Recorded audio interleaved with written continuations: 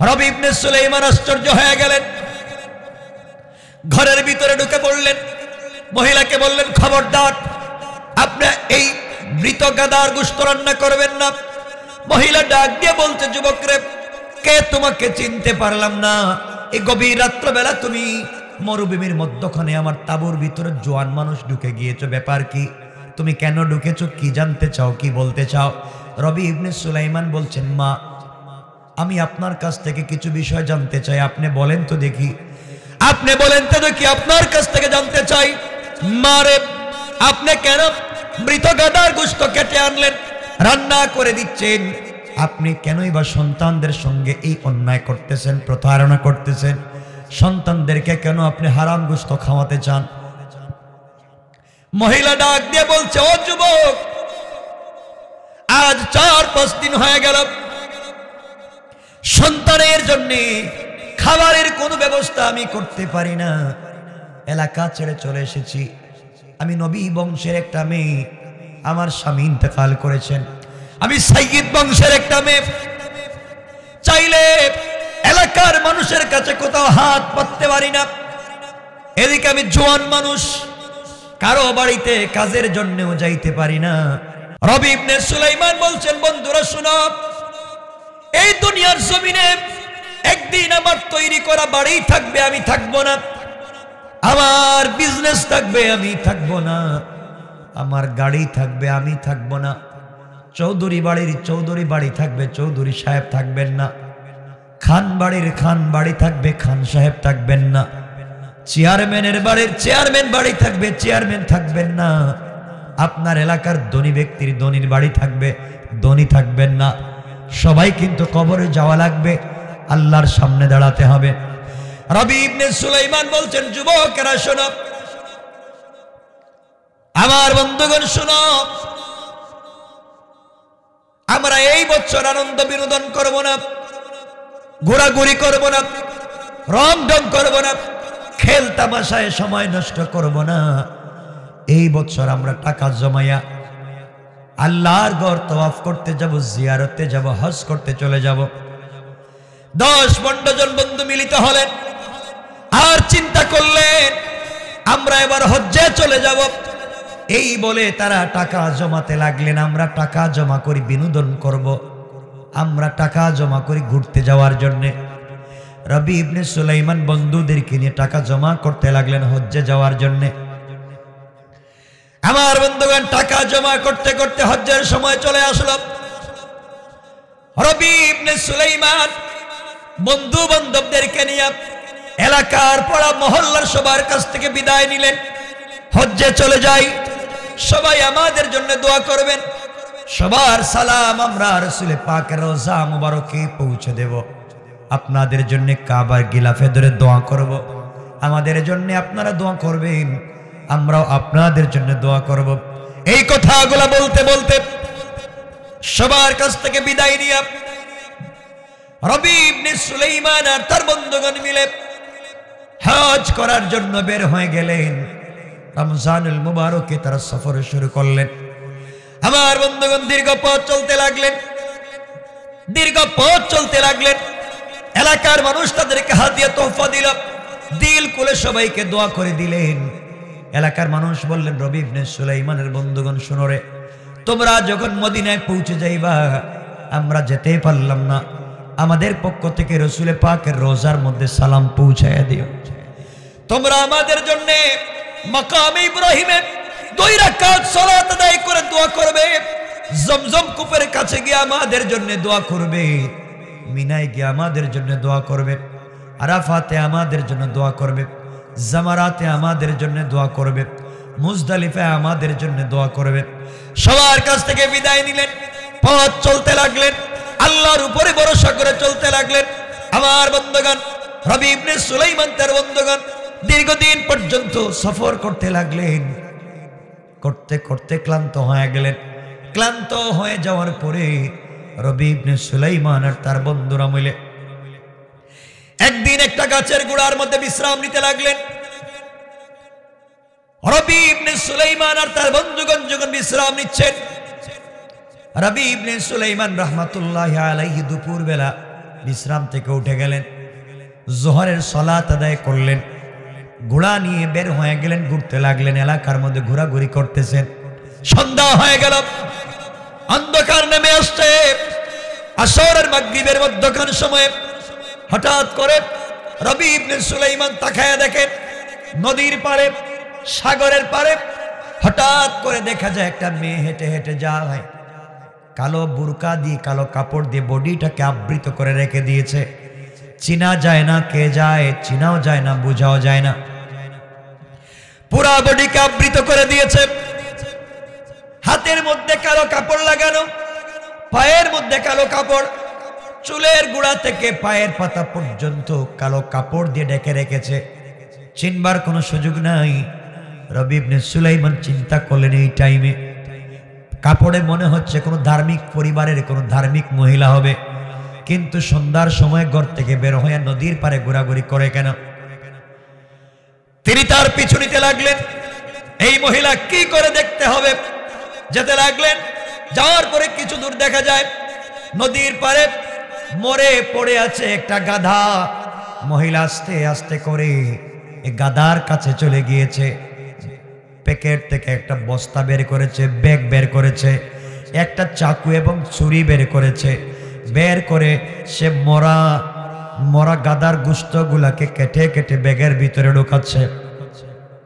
রবি ইবনে সুলাইমান আশ্চর্য হয়ে গেলেন, বুঝতে পেরেছি এই মহিলা ছদ্মবেশে এখানে এসেছে। হয়তো এই মহিলা কোন রেস্টুরেন্ট মালিকের সঙ্গে গোপনে বিজনেস করে, এখান থেকে মরা হারাম গাদার গোশত কিনে নিয়ে মুসলমানদেরকে খাওয়াচ্ছে, ঈমান নষ্ট করবার জন্য ষড়যন্ত্র করতেছে। মরা গাদার গোশত কেটে নিয়ে যাচ্ছে। আজকালকে বাংলাদেশের অনেকগুলো রেস্টুরেন্টে মরা মুরগ খাওয়ায়, আছে না নাই? খাসির গোশত খুঁয়ে কুত্তার গোশত খাওয়ায়। কথা বলেন না কেন? রবি ইবনে সুলাইমান চিন্তা করলেন এই মেয়ে মনে হয় এমন কোন সিন্ডিকেটের সদস্য হবে, সে মরা গাদার গোশত কেটে নিয়ে যায়, অথবা এই মেয়েটা কোনো কসাই হবে, গোশত বিক্রেতা হবে, এই জন্যে ওগুলা কিনে এখান থেকে নিয়ে যাচ্ছে বাজারে বিক্রি করার জন্য, অথবা এই মেয়েটা নিজেই কোনো রেস্টুরেন্ট ব্যবসায়ী হবে। চিন্তা করলেন না না, আমি থাকাকালীন আমি হজ করতে যাই, আল্লাহর ঘরে যাব, আল্লাহকে ডাকবার জন্য যাব, রাস্তার মধ্যে একজন হারাম কাজ করবে, আমার প্রতিবাদ করবার সুযোগ থাকবার পরেও করব না, তা হতে পারে না। রবি ইবনে সুলাইমান আস্তে আস্তে করে গোপনে গোপনে পিছু লাগলেন। মেয়েটা বস্তার ভিতরে ভরল, ইচ্ছা মতো গাদার গোশত ভরল, ব্যাগ থেকে মুখ বন্ধ করল, কাঁধের মধ্যে উঠায় নিল, হাতের মধ্যে কালো কাপড়, পায়ের মধ্যে কালো কাপড়, মাথার চুল থেকে পায়ের পাতা পর্যন্ত কাপড় দিয়ে ঢাকা, চিনা যায় না। মেয়েটা রাস্তা দিয়ে পথ চলতে শুরু করলো। রবি ইবনে সুলাইমান রাহমাতুল্লাহ আলাইহি পিছনে পিছনে যেতে লাগলেন। দীর্ঘ পথ যাওয়ার পরে অন্ধকার হয়ে গিয়েছে। অনেক দূরে দেখা যায় মরুভূমির মধ্যখানে ছোট্ট একটা কুঠিঘর দেখা যায়, কুঠির দেখা যায়, জীর্ণ শীর্ণ একটা ঘর দেখা যায়, তাঁবু দেখা যায়। আস্তে আস্তে করে এই মেয়েটা ওই ঘরের ভিতরে প্রবেশ করেছে। রবি ইবনে সুলাইমান ঘরের পিছনে, তাঁবুর পিছনে দাঁড়ায় আছেন। দেখি তো এই মেয়েটা এখন গোশত নিয়ে কি করে, কোথায় যায়, কি করতে চায়। এমন সময় রবি ইবনে সুলাইমান দেখেন এই মেয়েটা ঘরের ভিতরে গিয়া ছুরি দিয়া এই মৃত গাদার গোশত গুলাকে ছোট ছোট করলো, ছোট ছোট করে টুকরা টুকরা করে একটা ড্যাগের ভিতরে দিল, একটা পাতিলের ভিতরে দিল। এরপরে চুলার মধ্যে আগুন জ্বালাইয়া চুলার মধ্যে দিয়ে রান্না শুরু করে দিয়েছে। চিন্তা করলেন মহিলা কি করতে চায়, আরো কাছাকাছি গেলেন। কাছাকাছি যাওয়ার পরে তিনি তাঁবুর কাছে কান লাগাইয়া দিলেন। কান লাগানোর পরে আশ্চর্য হয়ে গেলেন, আজীব কারবার। তিনি শুনতে পান এই ঘরের ভিতর থেকে ছোট্ট ছোট্ট বাচ্চাদের কোরআনের তেলাওয়াত শোনা যায়। রবি ইবনে সুলাইমান আশ্চর্য হয়ে গেলেন, এই ঘরের ভিতর থেকে কোরআনের তেলাওয়াত শোনা যায়, ব্যাপার কি? এমন সময় মহিলা যখন রান্না শুরু করে দিয়েছে, ছোট্ট ছোট্ট বাচ্চারা মায়ের আশেপাশে দাঁড়িয়ে বলছে, আম্মা জান 4-5 দিন হয়ে গিয়েছে মা, তুমি আমাদেরকে খাবার দিচ্ছ না। মা 4-5 দিন হয়ে গিয়েছে, তুমি আমাদের জন্য খাবারের ব্যবস্থা করে দিচ্ছ না। আমাদের বাবা দুনিয়ার জমিনে নাই, মারে আমরা নবী বংশের মানুষ, আমরা সাইয়্যিদ বংশের মানুষ, আমরা সৈয়দ বংশের মানুষ। 4-5 দিন হয়ে গেল ঘরে খাবার নাই, তুমি কোনো খাবার দিতে পারো না। মা এখন তুমি আমাদের জন্য কি রান্না করো? মহিলা ডাক দিয়ে বলছে, রে বাবা রে, 4-5 দিন তোমাদের জন্য খাবারের ব্যবস্থা মা করে দিতে পারি নাই, আজ তোমাদের জন্য গোশত বোনা করে দিচ্ছি, রান্না করতেছি। আমি মা তোমাদের জন্য গোশত রান্না করে দিচ্ছি, একটু অপেক্ষা করো, কিছুক্ষণের ভিতরে তোমাদের জন্য রান্না হয়ে যাবে। একটা বাচ্চা সেজদায় পড়ে গিয়েছে, কান্না করে আল্লাহকে ডাক দিয়ে বলছে, আল্লাহ এই দুনিয়ার জমিনে আমাদের বাবা নাই, দুনিয়ার জমিনে বাবা না থাকবার কারণে আমাদের দুঃখ দুর্দশা বুঝবার মতো কেউ নাই। আল্লাহ তাআলা আমাদের মা কষ্ট করে করে 4-5 দিন পরে আমাদের জন্য খাবারের ব্যবস্থা করেছে। আল্লাহ তাআলা তুমি আমাদের মায়ের হায়াতকে বাড়ায়া দাও। এই কথা বলে তারা আবার তেলাওয়াত শুরু করে দিল। রবি ইবনে সুলাইমান আশ্চর্য হয়ে গেলেন, ঘরের ভিতরে ঢুকে পড়লেন, মহিলাকে বললেন, খবরদার আপনি এই মৃত গাদার গোশত রান্না করবেন না। মহিলা ডাক দিয়ে বলছে, যুবকরে, কে তোমাকে চিনতে পারলাম না, এই গভীর রাত্রবেলা তুমি মরুভূমির মধ্যখানে আমার তাঁবুর ভিতরে জোয়ান মানুষ ঢুকে গিয়েছো, ব্যাপার কি? তুমি কেন ঢুকেছো? কি জানতে চাও, কি বলতে চাও? রবি ইবনে সুলাইমান বলছেন, মা আমি আপনার কাছ থেকে কিছু বিষয় জানতে চাই, আপনি বলেন তো দেখি, আপনি বলেন তো দেখি, আপনার কাছ থেকে জানতে চাই। মারে আপনি কেন মৃত গাদার গোশত কেটে আনলেন, রান্না করে দিচ্ছেন? আপনি কেনই বা সন্তানদের সঙ্গে এই অন্যায় করতেছেন, প্রতারণা করতেছেন? সন্তানদেরকে কেন আপনি হারাম গোশত খাওয়াতে চান? মহিলা ডাক দিয়ে বলছে, ও যুবক, আজ 4-5 দিন হয়ে গেল সন্তানের জন্য খাবারের কোনো ব্যবস্থা আমি করতে পারি না, এলাকা ছেড়ে চলে এসেছি। আমি নবী বংশের একটা মেয়ে, আমার স্বামী ইন্তেকাল করেছেন, আমি সাইয়্যিদ বংশের একটা মেয়ে, চাইলে এলাকার মানুষের কাছে কোথাও হাত পাততে পারি না। এদিকে আমি জোয়ান মানুষ, কারো বাড়িতে কাজের জন্যও যাইতে পারি না। কোনো জায়গায় যদি আমার চরিত্র স্খলন হয়ে যায়, চরিত্র নষ্ট হয়ে যায়, মানুষ আমার সঙ্গে খারাপ আচরণ করতে পারে, এই ভয়ে আমি কারো বাড়িতে কাজও যাইতে পারি না, কেউ কাজ আমাকে দেয় না, কেউ আমাকে কাজে দেয় না, নেয় না। এইভাবে 4-5 দিন চলে গিয়েছে। নিরুপায় হয়ে এই মুহূর্তে আমি নদীর পাড়ে গিয়ে মৃত গাদার গোশত কেটে নি, আমি আমার বাচ্চাদের জীবন বাঁচানোর জন্য খাওয়াচ্ছি। রবি ইবনে সুলাইমান আশ্চর্য হয়ে গেলেন, এক তো বিধবা মহিলা, বাচ্চাগুলো এতিম, দেখবার মতো কেউ নাই, কেউ কাজে নেয় না, তাও তো নবী বংশে নবী ফ্যামিলির একটা মেয়ে বলছে, ও যুবক, আমার স্বামীর বংশ থেকেও আমি সাইয়্যিদ, আমার মায়ের বংশ থেকেও আমি, আমার বাবার বংশ থেকেও সাইয়্যিদ, আমি দুই দিক থেকে আমি নবী বংশের সাথে সম্পৃক্ত, এই জন্য কারো কাছে হাত পাততে পারি না, লজ্জা হয়, কষ্ট করতেছি, শেষ পর্যন্ত জীবন বাঁচানোর জন্য কিছু করতে না পেরে আমি আজকে মরা মৃত গাদার গোশত কেটে এনে সন্তানদেরকে দিচ্ছি। রবি ইবনে সুলাইমান বলছেন, আম্মা জান, আপনি থেমে যান, এই মুহূর্তে আপনি থেমে যান, আপনি এই মুহূর্ত থেকে আর রান্না করবেন না, আধা ঘন্টা থেকে 1 ঘন্টা আপনি অপেক্ষা করেন মা, আমি আসতেছি। এই কথা বলে রবি ইবনে সুলাইমান তাঁবুতে চলে গেলেন। তাঁবুতে যাওয়ার পরে হজ্জে গেলে যতগুলো টাকা খরচ হয় সবগুলা টাকা পকেটে নিলেন। বাজারে গেলেন, বাজারে গিয়া অর্ধেক টাকা দিয়ে সবজি কিনলেন, হালাল গোশত কিনলেন, আটা কিনলেন, ময়দা কিনলেন, খাবার কিনলেন, একটা বস্তার ভিতরে ঢুকালেন, নিজের কাঁধে উঠালেন। যেই যুবকটা বন্ধুদের সঙ্গে আড্ডা দিত, যেই যুবক টাকা জমিয়েছে আল্লাহর রাসূলের রওজা জিয়ারত করবে, কাবা জিয়ারত করবে, বাইতুল্লাহ যাবে, হজ করবে, এই যুবকটা আজকে সব টাকার অর্ধেক দিয়ে সে খাবার ক্রয় করলো, নিজের কাঁধে নিয়েছে, আর আল্লাহকে ডাক দিয়ে বলেছে, আল্লাহ তাআলা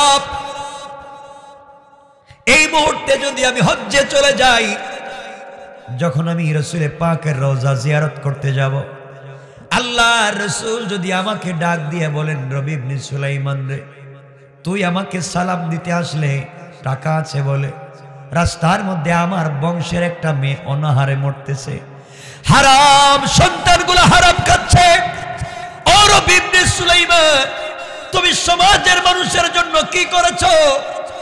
গরিব অসহায় মানুষের জন্য কি করেছো? তুমি তোমার সন্তানের জন্য ভালো খাবারের ব্যবস্থা করতে পেরেছো, বসবাসের জন্য ভালো একটা ঘরের ব্যবস্থা করেছো, টাকা ছিল, তুমি মদিনা পর্যন্ত এসেছো, তোমার চোখের সামনে মানুষ হারাম খাচ্ছে, আমার পরিবারের মানুষ হারাম খাচ্ছে, সহযোগিতা করলে না? এই চিন্তা করে রবি ইবনে সুলাইমান কান্না করে বলছেন, আল্লাহ তাআলা তুমি আমাকে বাঁচাও, আমি যেন অন্যায়কারী না হতে পারি। আমার বন্ধুগণ, আমার ভাইরা, এক পর্যায়ে রবি ইবনে সুলাইমান দৌড়ে দৌড়ে এই জঙ্গলের ভিতরে ঢুকে গেলেন, তাঁবুর ভিতরে ঢুকে গেলেন। তাঁবুর ভিতরে গিয়ে মহিলাকে বলছেন, আম্মা জান, এই যে আপনার জন্য খাবার নিয়ে এসেছি, আজকে আপনি হারাম খাবারগুলা ফেলে দেন, আর জীবনে হারাম খায়েন না, কারো জন্য হারামের ব্যবস্থা করে দিবেন না। মারে, আপনার কথা আমি শুনেছি, আমার বড় ব্যথা লেগে গিয়েছে। ও মা, আপনাকে আমি বলছি শুনেন, এই মুহূর্তে আপনাকে আমি বললাম, আজকে খাবার দিলাম, 1 মাস থেকে 2 মাস পর্যন্ত আমি যে খাবার কিনে দিয়েছি আপনার চলবে, খাবার যদি শেষ হয়ে যায় আপনাকে আমি টাকা দিয়ে গেলাম, নগদ টাকা, এই টাকা দিয়ে আপনারা 1-2 মাস চলতে পারবেন। এই কথা বলে রবি ইবনে সুলাইমান বের হয়ে যাবেন। মহিলা চোখের পানি ছেড়ে আল্লাহকে ডাক দিয়া বলতেছে, আল্লাহ, যে যুবককে চিনি না জানি না, হঠাৎ করে গভীর রাত্রে তাঁবুতে এসে আমার জন্য এমন ভালো ভালো খাবারের ব্যবস্থা করে দিয়েছি, নগদ টাকা দিয়ে আমার ইজ্জত রক্ষা করেছে, আল্লাহ তাআলা ওই যুবকটাকে কিয়ামতের দিনে রাসূল যেই জান্নাতে যাবে, এই জান্নাতের মেহমান তুমি বানাইয়া দাও। পড়েন সুবহানাল্লাহ। আমার বন্ধুগণ, এক পর্যায়ে রবি ইবনে সুলাইমান ফিরে আসলেন, 2 রাকাত সালাত পড়ে আল্লাহর কাছে কান্নাকাটি করলেন, আর বললেন, আল্লাহ তাআলা, আমি আমার সাধ্যের সবটুকুন ব্যবহার করেছি। এই কথা বলে তিনি বন্ধুদেরকে বললেন, বন্ধুরা শোনো রে, তোমরা হজ্জে চলে যাও, আমি আর যেতে পারবো না, এই বছর আমি যাব না, আগামী বছর হজে যাব। বন্ধুরা বলছে, রবি ইবনে সুলাইমান, আমরা তো জীবনে হজ করতে চাইনি, তুমি আমাদেরকে বুদ্ধি দিয়েছ, তুমি আমাদেরকে পরামর্শ দিয়েছ, তুমি আমাদের জন্য টাকা জমিয়েছ, আজকে তুমি যাবে না, আমরা যাব। বন্ধুগণ, তোমরা জানো না আমার একটা অসুবিধা আছে, আমি বাড়িতে ফিরে যাওয়া লাগবে, তোমরা হজ করে আসো, তোমাদের সঙ্গে বেঁচে থাকলে দেখা হবে। এই কথা বলে কথা লম্বা না বাড়িয়ে রবি ইবনে সুলাইমান বন্ধুদের কাছ থেকে বিদায় নিলেন, আর বললেন, বন্ধুরা, আমি যেতে পারলাম না, আমার সালামটুকু রাসূল পাকের রওজা মুবারকে পৌঁছায় দিও। বন্ধুদের কাছে আর কিছুই বললেন না। বন্ধুরা মক্কার দিকে রওনা করল, তিনি আবার নিজের বাড়ির দিকে রওনা করলেন, সিরিয়ার দিকে চলে গেলেন। আমার বন্ধুগণ, বন্ধুরা সবাই মিলে হজ্জে চলে গেল, আর সবাই বলতেছে, হারে রবি ইবনে সুলাইমান আমাদেরকে একত্রিত করলো হজ করবার জন্য, আজকে সে নাই, আমরা একা একা যাচ্ছি, আজকে সে নাই। সবাই মিলে হজ্জে চলে গেলেন। যাওয়ার পরে একজন বন্ধু যখন তওয়াফ করতেছে, হঠাৎ করে সামনে তাকায় দেখে রবি ইবনে সুলাইমান তাদের সামনে সামনে যায় তওয়াফ করতেছে। কি রে, এই লোকটা তো হজ্জে আসলো না, আমাদের সামনে থেকে ব্যাক করে চলে গেল, তাহলে আবার দেখে হজ্জে এসেছে। আরেকজন তাকে দেখে সে মাকাম ইব্রাহিমে 2 রাকাত সালাত পড়তেছে। আরেকজন দেখতে পায় সে জমজম কূপের সামনে দাঁড়িয়ে আছে। সুবহানাল্লাহ পড়েন। আশ্চর্য হয়ে গেলেন, কি ব্যাপার? একজন দেখে রবি ইবনে সুলাইমান আরাফাতের ময়দানে চোখের পানি ছেড়ে কাঁদতেছে। এমন সময় বন্ধু বলতেছে, রবি রে, তুই না বললে হজে আসবে না, তুই এখন কেমনে আসলে? রবি ইবনে সুলাইমান বলতেছেন, ভাইরা শোনো, তোমাদের সঙ্গে কথা বলবো বাড়িতে যাওয়ার পরে, এখন যার যার মতো করে কাজ করো। সবাই যখন ফেরত চলে যাচ্ছে, মক্কার কাজ কাম শেষ করে ফেললেন। সবাই যখন মদিনায় পৌঁছে গেলেন, রাসূল পাকের রওজা জিয়ারত করতে গেলেন, এমন সময় রবি ইবনে সুলাইমানের একজন বন্ধু তাকায়া দেখে রবি ইবনে সুলাইমান তাদের সামনে দিয়ে হেঁটে যায়, হাতের মধ্যে কালো একটা ব্যাগ হাতের মধ্যে নিয়ে রাসূল পাকের রওজার সামনে দাঁড়ায়া সালাম দিচ্ছে। রবি ইবনে সুলাইমানের বন্ধু ডাক দিয়ে বলছে, রবি তুই না হজ্জে আসতে চাইলে না, নিমক হারাম বেঈমান, তুই আমাদেরকে পথ থেকে বললে চলে যাচ্ছিস, আমাদেরকে বাদ দিয়া তুই আবার হজে আসলে। ওই কথা বলবার পরে রবি ইবনে সুলাইমান বলছেন, বন্ধুরা বাড়িতে গেলে কথা বলবো, এখন রাসূল পাকের রওজায় সালাম দিতে পারতেছি না, ব্যাগ আমাকে ডিস্টার্ব করতেছে, ব্যাগটা তোর হাতে রাখ। এই কথা বলে ব্যাগ তার হাতে দিয়েছে। সবাই কাজ সংক্ষিপ্ত করে ফেললেন, সমাপ্ত করে ফেললেন। হজ্জের কাজ, জিয়ারতের কাজ শেষ হয়ে গেল। বন্ধুরা সবাই যখন একত্রিত হলেন, একজন বলছেন, শুনছনি তোমরা কিছু? আমি রবি ইবনে সুলাইমানকে দেখেছি মিনায়। একজন বলে আমি দেখেছি মুজদালিফায়। আরেকজন বলছে আমি তো তাকে জামারাতে দেখেছি। আরেকজন বলে আমি তাকে তো দেখলাম কাবা চত্বরে বসে আছে। আরেকজন বলছে আমি তাকে দেখলাম জমজম কূপের পারে। সবাই বলছে, আরেকজন দাঁড়িয়ে বলছে, বাইরে তোমরা তো দেখছো, এই যে আমার কাছে একটা ব্যাগ দিয়ে গেছে, রাসূল পাকের রওজা জিয়ারতের সময় আমার সঙ্গে দেখা হয়েছে, ব্যাগ দিয়ে গেছে, এখন তাকে কোথাও পাওয়া যাচ্ছে না, আমরা তার সঙ্গে আর সম্পর্ক রাখবো না। বন্ধু বন্ধু হয়ে এমন বিশ্বাসঘাতকতা করতে পারলো, আমাদেরকে বললো হজ্জে আসবে না, সে কিন্তু হজ্জে আসলো, আমাদের সামনে সামনে হজ করলো, জিয়ারত করলো, কিন্তু আমাদের থেকে আলাদা হলো কেন? এর সাথে বন্ধুত্ব রাখা যায় না, সম্পর্ক রাখা যায় না। এই কাজ যে করেছে তার সঙ্গে সম্পর্ক রাখা যায় না। এই কথা বলে সবাই যখন সিদ্ধান্ত নিল গ্রামে গেলে রবি ইবনে সুলাইমানের সঙ্গে কেউ সম্পর্ক রাখবে না, সবাই গ্রামের দিকে যাওয়া লাগলো, যাইতে লাগলো। এদিকে রবি ইবনে সুলাইমান গ্রামে পৌঁছে গেল বহুত আগে, সে তো হজ্জে যায় নাই, গ্রামে পৌঁছে গেল। গ্রামের মানুষ বলছে, রবি ইবনে সুলাইমান রে, তুমি না আমাদের কাছ থেকে বিদায় নিয়েছ হজ্জে যাওয়ার জন্য, তুমি হজ্জে গেলা না, চলে আসলা, সবাই দুষ্টামি করে হাসি তামসা করে মস্কারা করে, তুমি সফরে গেলা, হজ্জের কথা বলে গ্রাম থেকে বের হলা, আবার তুমি বেক করে চলে আসলা। রবি ইবনে সুলাইমান কাউকে কিছু বলেন নাই।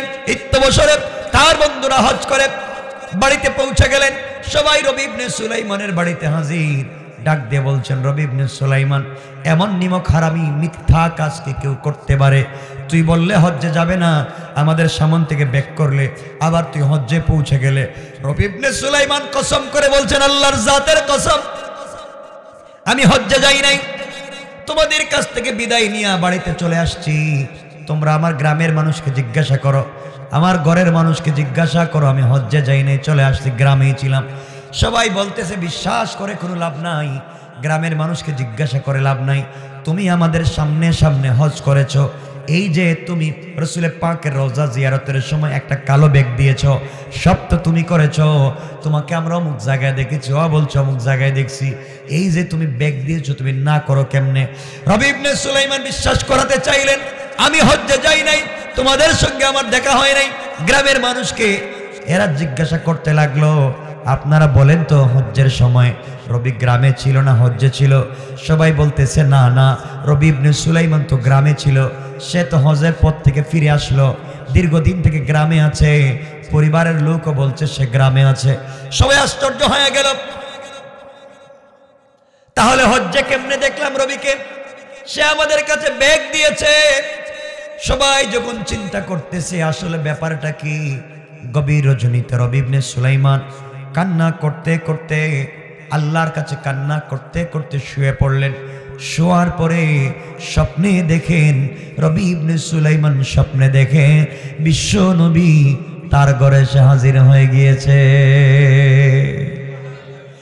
রাসূল পাক সাল্লাল্লাহু আলাইহি ওয়াসাল্লাম ডাক দিয়ে বলেন, রবি দাঁড়াও।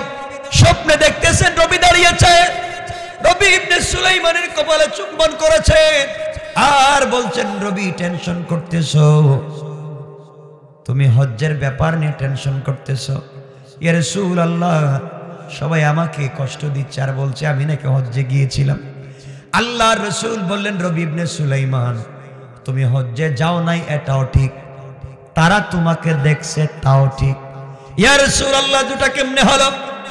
আল্লাহর পয়গম্বর বলেন, রবি ইবনে সুলাইমান, তুমি হজ্জের সমুদয় টাকা দিয়ে আমার পরিবারের, আমার বংশের একটা বিধবা মেয়েকে সহযোগিতা করেছো, ইয়েতিম বাচ্চাগুলোকে সাপোর্ট দিয়েছো। আল্লাহ রব্বুল ইজ্জত ওয়াল জালাল তোমার এই কাজের উপরে সন্তুষ্ট হয়ে গিয়েছে। কাজের উপরে সন্তুষ্ট হইয়া তুমি হজ্জে যাও নাই, আল্লাহ তোমার সুরতে একজন রহমতের ফেরেশতা পাঠাইয়া তোমার নামে এই বছরের হজ করে দিয়েছে। আর রবি ইবনে সুলাইমান কিয়ামত পর্যন্ত এইভাবে একটা লোক তোমার নামে তোমার সুরত ধরে হজ করবে। রবি ইবনে সুলাইমান বলছেন, ইয়া রাসূলুল্লাহ, আমি নাকি তাদেরকে আপনার রওজা জিয়ারতের সময় বেগ দিয়েছি, এই যে আমাকে ওরা বেগ দিয়ে গিয়েছে। আল্লাহর পয়গম্বর বলেন, রবি ইবনে সুলাইমান রে, এই বেগটা তুমি তাদেরকে দিয়েছো কথাটা এমন না, তারা তো তোমাকেই দেখেছে। এই ব্যাগটা আমি বিশ্ব নবী আল্লাহর রহমতের ফেরেশতার কাছে উঠিয়ে দিয়েছি। তুমি আমার পরিবারের জন্য যা যা করেছো আমি রাসূল খুশি হইয়া তোমার জন্য হাদিয়া পাঠাইয়া দিলাম। সুবহানাল্লাহ পড়েন। রবি ইবনে সুলাইমানের ঘুম ভেঙে গিয়েছে, চোখের পানি ছেড়ে কাঁদতে লাগলেন। তাহাজ্জুদের সালাত পড়ে আবার ঘুমিয়ে গেলেন। ঘুমের ঘরে আবার স্বপ্নে দেখেন রবি ইবনে সুলাইমানের মাথার কাছে বসছে একজন ফেরেশতা, পায়ের কাছে বসছে আরেকজন ফেরেশতা। রবি ইবনে সুলাইমানের পাশাপাশি দুইজন বসে আছে। এমন সময় একজন ফেরেশতা বলতেছে, তোমরা কি জানো এই বছর হজ কত লোক হয়েছে? কেউ বলছেন 3 লাখ, কেউ বলছেন 2 লাখ, এভাবে বর্ণনা পাওয়া যায়। আশরাফ আলী তানভী মালফুজা তিনি এসেছেন 4 লাখ। একজন বলছে 4 লাখ এই বছর হজ্জে হাজি হয়েছে, তাহলে কয়জনের হজ কবুল হয়েছে? আরেকজন বলছে একজনের হজ কবুল হয় নাই। কি বলো তোমরা, এত মানুষ হজে আসলো কারো হজ কবুল হয় নাই। আরেকজন বলছে একজনের হজ কবুল হয়েছে। কার হজ? একটা লোকের হজ কবুল হয়েছে, তার নাম রবি ইবনে সুলাইমান। রবি ইবনে সুলাইমান আশ্চর্য হয়ে গেলেন, তাহলে শুধুমাত্র কেবলমাত্র আমার সুরতে আল্লাহ যাকে পাঠিয়ে দিয়েছেন সেই ফেরেশতার হজ কবুল হয়েছে, লক্ষ লক্ষ মানুষের হজ কবুল হয় নাই। ফেরেশতা ডাক দিয়ে বলছে, ভাই রে, ওই একজনের কারণে আল্লাহ সকল হাজিদের হজ এই বছর কবুল করে নিয়েছে। এই জন্য আমি যে আয়াত পড়েছি, আল্লাহ রাব্বুল ইজ্জত ওয়াল জালাল বলছেন, ওয়াল্লাযীনা ইয়াকুলুনা রাব্বানা ইসরিফ আন্না আযাব জাহান্নাম ইন্না আযাবাহা কানা গারামা। আল্লাহ রাব্বুল ইজ্জত ওয়াল জালাল বললেন, সাকারাতের আগে, গারগারার আগে, দুনিয়ার জমিন থেকে বিদায় নেওয়ার আগে, দুনিয়ার জমিনে যদি ভালো কাজ করতে পারো, আল্লাহর কাছে গুনার জন্য তওবা করতে পারো, আল্লাহ বলছেন, গোলাম রে, তোর গোটা দুনিয়ার জিন্দেগির গুনার জন্য আমি আল্লাহর দরবারে আমার দেওয়া কপাল আমার কুদরতের পায়ে লাগাইয়া, আমার দেয়া চক্ষু থেকে পানি ছেড়ে দেয়া, আমার দেয়া জবান দিয়ে আমাকে যদি আল্লাহ বলে ডাক দিয়ে গোটা জিন্দেগির গুনার জন্য তওবা করে আমি আল্লাহর দিকে ফিরে আসতে পারো, গোলাম, আমি আল্লাহ কথা দিলাম তওবা করতে দেরি হবে গোলাম রে, আমি আল্লাহ তোমার জিন্দেগির গুনাহগুলোকে maaf করে দিতে আমি আল্লাহর 1 মিনিটও দেরি হবে না। পড়েন সুবহানাল্লাহ। সুতরাং 12টার উপরে হয়ে গেছে, আর লম্বা করতে চাই না, আপনাদের কষ্ট হচ্ছে আমি বুঝতেছি, আর লম্বা করবো না। গুণ বলেছি কয়টা? কথা বলেন না, 8টা। আমরা এগুলা অর্জন করব, আমল করব ইনশাআল্লাহ। বলেন ইনশাআল্লাহ। 1 নাম্বার, অহংকার করা যাবে না। 2 নাম্বার, গালি দেওয়া যাবে না। 3 নাম্বার, রুকু সিজদা আল্লাহর পায়ে। 4 নাম্বার, তওবা করব আল্লাহর কাছে। 5 নাম্বার, সালাম বিনিময়। 6 নাম্বার, প্রতিবেশীর হক। 7 নাম্বার, আত্মীয়তার বন্ধন। 8 নাম্বার, গভীর রাতে সালাত পড়ব, তাহাজ্জুদের সালাত পড়ব। এই আমলগুলা যদি করতে পারি, ইন্তেকাল করলে আল্লাহ আমাদেরকে জান্নাত পর্যন্ত পৌঁছে দিবেন। পড়েন সুবহানাল্লাহ। সবাই পড়েন সুবহানাল্লাহ। কথা এখানে রেখে দিলাম। আমার জন্য দোয়া চাই, আপনাদের জন্য দোয়া।